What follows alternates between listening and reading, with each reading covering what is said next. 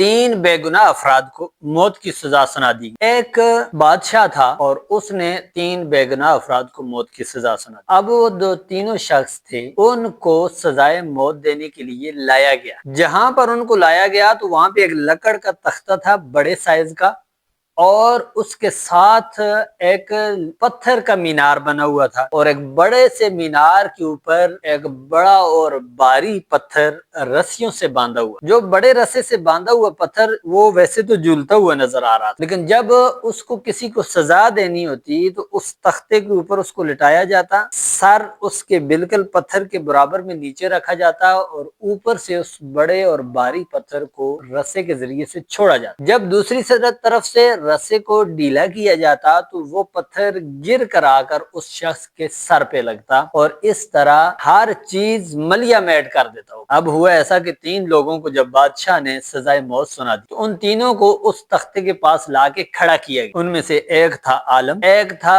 وکیل، اور جو تیسرا تھا وہ فلسفی تھا۔ سب سے پہلے انہوں نے فیصلہ کیا کہ عالم کو پھانسی دے دی جائے۔ جب اس کو تختے پہ لٹایا گیا، اوپر سے جھولتا ہوا وہ بھاری بھرکم پتھر نظر آ رہا تھا، تو اس سے پوچھا گیا آخری خواہش کا اظہار کر کہ تو چاہتا کیا ہے، تیری آخری خواہش کیا ہے؟ تو اس عالم نے کہا کہ مجھے پختہ یقین ہے اپنے رب پر، وہی موت دیتا ہے اور وہی زندگی دیتا ہے، اور مجھے یقین ہے کہ اس کے موت دینے کے بغیر کوئی مار نہیں سکتا، اور اگر وہ مارنا چاہے تو کوئی بچا نہیں سکتا، اس کے علاوہ مجھے کچھ نہیں کہنا ہے۔ ان لوگوں نے اس کو لٹایا اور وہ بھاری بھرکم جو پتھر تھا اس کا رسا ڈھیلا کیا دوسری طرف سے، اور ایسے زور سے پتھر آیا اور آ کر کچھ فاصلے پہ پتھر رک گیا۔ جب رک گیا تو دیکھا انہوں نے کہ عالم کو پھانسی نہیں دی جا سکی، مارا نہیں جا سکا، اور اس کو واپس اٹھا لیا گیا اور پتھر کو واپس کھینچ لیا گیا۔ وہ تو بچ گیا۔ اب باری آ گئی وکیل، اور وکیل سے پوچھا گیا کہ تیری آخری خواہش کیا ہے؟ تو وکیل نے کہا کہ جی میں انصاف کا وکیل ہوں، مجھے اپنے رب پہ بھروسہ ہے، رب انصاف پسند ہے، انصاف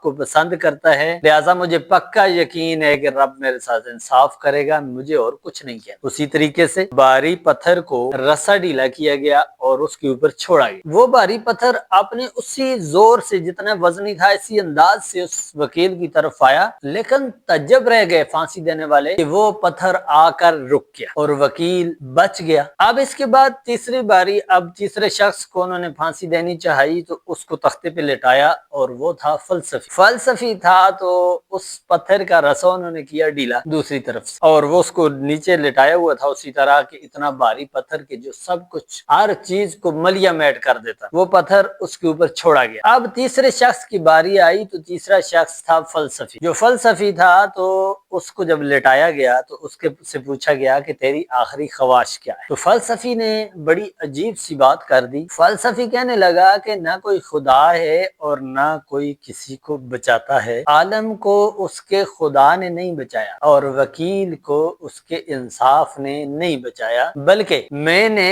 غور سے دیکھا ہے کہ جو رسا ہے جس کے ساتھ پتھر باندھا ہوا ہے، اور وہ رسا جس چرخے سے گزر کے آتا ہے اس کے اوپر ایک باریک گانٹھ لگی ہوئی ہے، اور وہ گانٹھ گھومتے ہوئے اس پتھر کو جب رسا نیچے لاتا ہے تو وہ وہاں پھنس جاتی ہے اور پتھر رک جاتا ہے۔ اس طرح پتھر پورا نیچے نہیں گرتا، اور یہ دونوں اسی طرح سے بچ گئے۔ جب فلسفی نے یہ بات بتا دی ان کو تو جو پھانسی دینے والے تھے، جو موت کی سزا دینے والے تھے، انہوں نے بھی دیکھا غور سے تو اس کے اوپر ایک گانٹھ لگی تھی اور وہ رکاوٹ بن رہی تھی رسے، تو انہوں نے جا کر اس گانٹھ کو کھول دیا، تو پھر فلسفی کو لٹایا، اور پھر جب رسا چھوڑا تو وہ بڑی سپیڈ سے نیچے آیا۔ جیسے ہی وہ پتھر سپیڈ سے نیچے آیا تو اپنی وزن کی وجہ سے وہ جو فلسفی تھا وہ اس کے دماغ پہ گرا، تو اس کا ذہین اور فتین ترین دماغ، تیز ترین دماغ اس پتھر نے کچل کے رکھا۔ ہر بندے کا اپنا دماغ لڑانا اور اپنے دماغ کی تیزی کو